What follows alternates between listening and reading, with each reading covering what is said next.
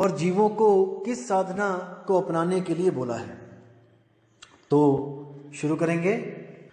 प्रश्न नंबर 816 पे ये शब्द है, मैं इसकी फोटो सामने लगाऊंगा डीपी पे। तो क्या बोलते हैं, खोजत खोजत मैं फिरा खोजहूं बन थान। यानी कि मैं खोज खोज के थक चुका था, ढूंढता रहा उसको, लेकिन वो मुझे नहीं मिला।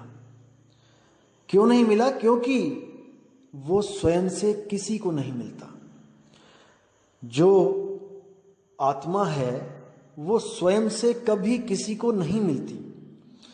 उस आत्मा का भेद केवल और केवल परमात्मा द्वारा दिया जाता है, और वो परमात्मा एक मनुष्य रूप में आकर हमें ज्ञान देता है, हमें भेद बताता है आत्मा का।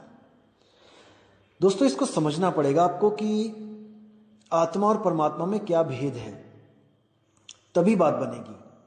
जैसे बाबा नानक को बेई नदी पर जो अकाल पुरुष मिले थे, अब सोचने वाली बात है कि परमात्मा का कोई शरीर नहीं है, कोई आदमी या औरत नहीं है, लेकिन फिर भी हम उसको अकाल के साथ पुरुष क्यों बोलते हैं? क्योंकि वो परमात्मा जब भी इस दुनिया में आता है तो एक इंसान के रूप में आता है, एक गुरु के रूप में आता है। और वो क्यों आता है गुरु के रूप में? क्योंकि हम इंसान हैं, हम जानवरों की भाषा नहीं समझ सकते, हम पशु पक्षियों की भाषा नहीं समझ सकते, कीड़े मकोड़ों की भाषा नहीं समझ सकते, इसलिए उसको केवल इंसान रूप में ही आना पड़ता है हमें समझाने के लिए। अगर वो कुत्ता बिल्ली बकरा चींटी मच्छर बन के आएगा, हमारे कान में घू घू भी करेगा सारी रात, तब भी हम नहीं समझ पाएंगे वो कहना क्या चाह रहा है। इसलिए वो एक पुरुष रूप में आता है और हमें समझा के वापस चला जाता है। वापस चला जाता का मतलब ये नहीं है कि वो कहीं किसी लोक में चला जाता है, क्योंकि उसका आना जाना कोई हमारे आने जाने जैसा नहीं होता है, वो गुप्त और प्रकट होता है। तो साहिब कहते हैं, साहिब कबीर का सब घट वासा और गुप्त प्रगट कुछ अजब तमाशा। जहां संत प्रगट तहां भय हूं और जहां असंत गुप्त वहां रहे हूं। वो प्रगट और गुप्त होता है। आना जाना तो बोलने की भाषा में हम कह देते हैं कि वो आए और वो चले गए। तो क्या कहते हैं वो आगे, अछल अच्छेद अपेद प्रभ ऐसे भगवान। यानी कि अछल, जिसको कोई छल नहीं सकता। जैसे आप देखोगे कि कई कहानियां भी बनी हुई हैं, जैसे श्री राम जी को सीता को उठा के ले गए, उनको छल लिया, या और भी कई ऐसी ऐसी कहानियां बनी हुई हैं जिसमें भगवानों को ही छला जा रहा है। जैसे शंकर जी की भस्मासुर ने तपस्या करी और वो उसी के पीछे दौड़ने लगे उसको मारने के लिए, यानी कि छले गए, भगवान भी छले गए। लेकिन ये जो परमात्मा है ये छला नहीं जा सकता। अछल अच्छेद अपेद, यानी कि जिसको छेदा भी नहीं जा सकता, और अपेद यानी कि उसमें और हम में कोई भेद भी नहीं है। कितनी प्यारी कितनी सुंदर बात लिखी है कि वो अपेद है, हम में और उसमें कोई फर्क नहीं है, हम और वो एक से ही हैं। प्रभ ऐसे भगवान, ऐसे भगवान को मैं ढूंढ रहा हूं। कहां पे? खोजत खोजत फिरा खोजऊं बन थान। अब आगे क्या बोलते हैं, कब देखूं प्रभ आप ना आत्म के रंग। यानी कि हे प्रभु, हे मेरे मालिक, मैं कब अपनी आत्मा के रंग को देखूंगा। अब देखो बोलने में आ रहा है कि आत्मा के रंग को, इसका मतलब ये नहीं है कि आत्मा कोई रंग बिरंगी है, काली है, पीली है, हरी है। अब जो अज्ञानी मूर्ख जो मूढ़ बंदे होते हैं वो शब्दों को पकड़ते हैं, भावों को नहीं पकड़ते हैं। वो आपको दिखाएंगे, देखो ये आत्मा के रंग की बात कर रहा है, ये जरूर तत्वों की बात कर रहा है। मतलब ऐसे ऐसे मूर्ख भी पड़े हैं इस दुनिया में, पर आपने उन पे ध्यान नहीं देना है।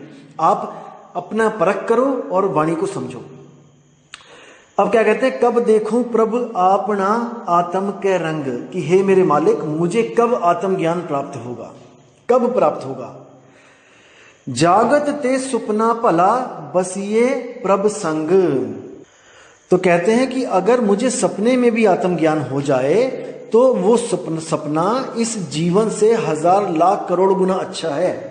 यानी कि मैं दोबारा जागृत अवस्था में नहीं आना चाहता, मैं इस दुनिया में नहीं आना चाहता। अगर मुझे सपने में भी भगवान मिल जाए तो, सपने में भी आत्मज्ञान हो जाए तो। और कुछ लोग कहते हैं कि इस दुनिया में कभी किसी को आत्मज्ञान ही नहीं हुआ है, संत लोग तो आत्मा के आसपास भी नहीं फटके हैं। देखो, संतों की महिमा संत ही जान सकते हैं, असंत नहीं जान सकते हैं। पहली बात बता दूं मैं, संतों के लेवल की जो बातें हैं वो कोई संत वाला, संत बुद्धि होगा ना, वही जानेगा। जो केवल किताबें पढ़ के जो ज्ञानी बन जाते हैं ना, वो संतों की केवल शब्द ही पकड़ सकते हैं, वो भाव नहीं पकड़ सकते, क्योंकि वो उस लेवल पे अभी पहुंचे नहीं होते हैं। अगर वो उस लेवल पे पहुंच जाए तो उनको एक एक शब्द समझ में आ जाएगा कि संत कहना क्या चाहता है, लेकिन ये भावों को नहीं पकड़ते हैं, ये केवल शब्दों के जाल में उलझ जाते हैं। इसलिए दोस्तों, आपने सावधान रहना है इन लोगों से। ऐसे लोग आपके जीवन को बर्बाद करने के लिए आजकल बहुत एक्टिव हैं। ऐसे लोगों से दूरी भी बनाएं, और लेकिन समझ के। मैं ये नहीं कह रहा हूं कि आप उनसे दूरी बना लो, आप ज्ञान को समझो, विचार करो, विवेक लगाओ, और जब लगे कि वो आपके लिए कल्याणकारी नहीं है तब उनको तत्काल ही त्याग दो। अब आगे कहते हैं कि वर्ण आश्रम शास्त्र सुनो दर्शन की प्यास, कि जब भी मैं आश्रम और शास्त्र इनमें जब भी जाता हूँ, या फिर इनमें जो मैं ग्रंथों को पढ़ता हूँ या सुनता हूँ, तो मुझे मिलने की प्यास हो जाती है उस आत्मदेव से। क्योंकि वेदों में भी आत्मा का जिक्र है, गीता में भी आत्मा का जिक्र है, और हर ग्रंथ में आपको आत्मा का जिक्र मिल ही जाएगा। उनको सुन के कहते हैं कि मेरी प्यास बढ़ गई है उस आत्म तत्व से मिलने की। आगे कहते हैं रूप न रेख न पंच तत्व ठाकुर अविनाश, उसका कोई रूप नहीं है, कोई रेख नहीं है, वो 5 तत्वों से न्यारा है। वो पंच तत्व में नहीं बस रहा है, वो 5 तत्वों से न्यारा, वो ठाकुर अविनाश, उसको कोई नहीं मार सकता। अविनाश यानी कि क्षर, वो ठाकुर अक्षर है, यानी कि अविनाशी है। ओ स्वरूप संतन कहे बिरले जोगीसर, कहते हैं कि उस स्वरूप के बारे में कोई बिरला ही संत होता है, जोगीश्वर यानी कि जोगियों का भी ईश्वर, जो सबसे बड़ा जोगी है। और आपको पता है वो कौन है? संतों में जो सबसे बड़ा संत है वो आपको पता ही है कौन है। तो कहते हैं कर कृपा जाको मिले तन तन ते ईसर, यानी कि जिस पे कृपा वो कर दे उसको वो जाके मिलता है, उसको स्वयं जाकर मिलता है और उसको आत्मा का भेद देता है, रहस्य देता है। अब क्या देखो, अब क्या बोल रहे हैं कि सो अंतर सो बाहर है बिन से तह परमा। देखो, बहुत गहरा विचार है इसमें, लेकिन इसको समझोगे तो बड़े प्यार से समझ में आएगा। कह रहे हैं कि सो अंतर सो बाहर है, कि मैं आज तक जो बाहर ढूंढ रहा था और जो अंदर ढूंढ रहा था। देखो, इस दुनिया में 2 तरह के लोग हैं। एक तो परमात्मा को शरीर के बाहर ढूंढते हैं, और एक परमात्मा को शरीर के अंदर ढूंढते हैं। 2 तरह के लोग मिलेंगे आपको। एक कहेंगे कि नहीं, मेरे साथ चलो, बद्रीनाथ चलो, केदारनाथ चलो, कहाँ चलो, वहाँ चलो, पहाड़ों पे चलो, वहाँ पे दर्शन करके आते हैं। एक तो ये लोग हो जाते हैं। और एक कहते हैं कि नहीं भाई, बाहर नहीं है परमात्मा, वो आत्मा तत्व, परमात्मा तत्व वो हमारे अंदर है। तो वो अंदर की भक्ति करने लग जाते हैं, और सच्चा गुरु, भेदी गुरु ना मिलने के कारण इन चक्रों की साधना करने लग जाते हैं। अपने अंदर त्रिकुटी में साधना करने लग जाते हैं, सहस्रार तक पहुंच जाते हैं। तो कई साधना करते हैं, लेकिन उनको वो चीज नहीं मिलती वहां पे। तो ना तो वो बाहर है और ना वो अंदर है, लेकिन उसकी शक्ति से बाहर का भी सब कुछ चल रहा है और अंदर का भी सब कुछ चल रहा है। अब इसको क्या बोल रहे हैं? सो अंतर सो बाहर है, यानी कि वो अंदर है या बाहर है, इस भ्रम को खत्म कर दिया गया है। बिन से तह परमा, इस भ्रम को उसने खत्म कर दिया है कि वो अंदर है कि वो बाहर है। वो ना अंदर है ना बाहर है, वो अपने ठिकाने पे है, वो अपने स्थान पे है। जैसे बोला कि एक कहो तो हूं नहीं, 2 कहूं तो गाली, यानी एक भी नहीं है 2 भी नहीं है। तो भाई, एक भी नहीं 2 भी नहीं है, तो बताओ मुझे कि क्या है? ऐसा कोई बोल ही नहीं सकता कि वो 1 और 2 के बिना कोई तीसरी चीज बताओ। 1 और 2 के बिना तो शून्य है, केवल 0 बोल सकते हो आप। अगर वो 1 भी नहीं है और 2 भी नहीं है, 1 और 2 के अलावा मुझे बताओ तो सही, वो क्या है, वो कैसा है? नहीं बता सकता कोई इसको, लेकिन भ्रमित करने में लगे हैं सब। असल में क्या दिक्कत है कि कोई समझना नहीं चाहता, सब समझाना चाहते हैं। बात ये है। तो कहते हैं कि सो अंतर सो बाहर है, कि यानी कि वो बाहर है या वो अंदर है। बिन से तह परमा, ये भरम मेरा निकल गया, मेरे दिमाग से मेरे गुरु ने ये भरम निकाल दिया। अब उसने मुझे क्या बताया, है जैसा तैसा कहूं कहे कबीर विचार, वो जैसा है मुझे वैसा ही बता दिया गया। इसी तरह वो जहां पे है मुझे वहां का ज्ञान दे दिया गया। अब आगे क्या कहते हैं, नानक तिस प्रभ भेटिया जाके पूर्ण कर्मा, कि नानक वो उसी को मिलता है जिसके कर्म पुरबले हों, जिसके बहुत बड़े बड़े बड़े बड़े भाग हों।